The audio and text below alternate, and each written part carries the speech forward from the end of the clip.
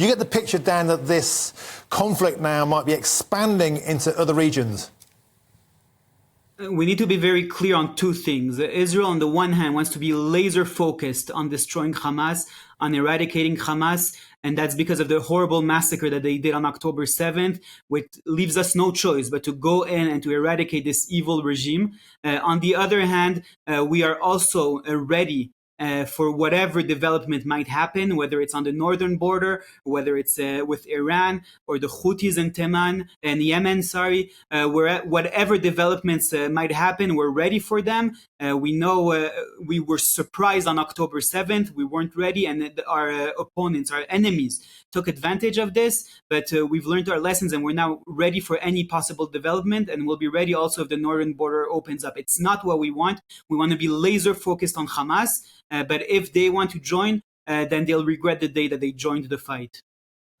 Dan, I wanted to ask you about the suspected terror attack that has taken place in Jerusalem. The assailant has now been shot dead by police, but a police officer has been left gravely injured after that attack. And that follows scenes on Sunday night of a mob at Dagestan airport in Russia, which I'm sure you've seen the videos of. They were in search of Jewish passengers who had just landed on a plane from Israel.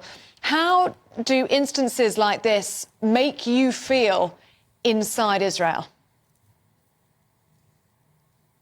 So as I said, we want to try to be laser focused on what happens in Gaza in order to eradicate the Hamas regime. However, it's clear that Hamas isn't only in Gaza. Hamas is also in Judea and Samaria. Hamas is around Jerusalem. It's also overseas. We know there are Hamas representatives overseas. I want to make it very clear that Hamas members everywhere around the world shouldn't sleep comfortably at night, because we will get them wherever they are. I want to remind your viewers how this all started. October 7th was one of the most violent massacres that humanity, the free world, has known in modern history. And not only because of the number of people that were killed, but also because of the tactics that were used.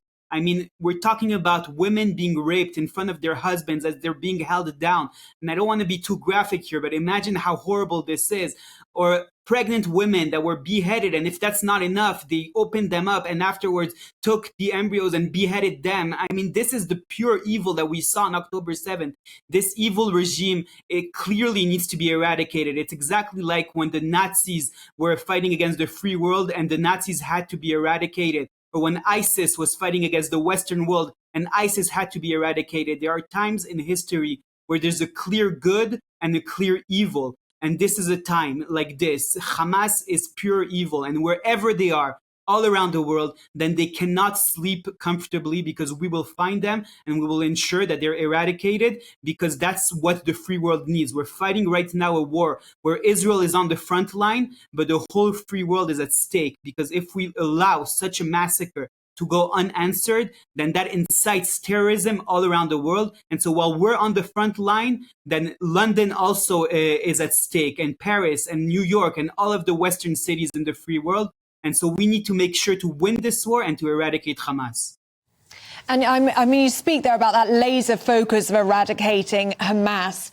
That is going to be a huge challenge, isn't it, when we're talking about a group of people who entrench themselves with civilians, who hide rockets within hospitals and within schools, who we have heard use civilians as human shields. And amongst all of that, there are 229 Israeli hostages that I'm sure will also be a priority to you, and getting them out of Gaza. This is a massive challenge for the Israelis. It is a challenge, you're right. The government of Israel has made it clear that we have two goals in this war. One is to eradicate Hamas, but the other one is also to release our hostages.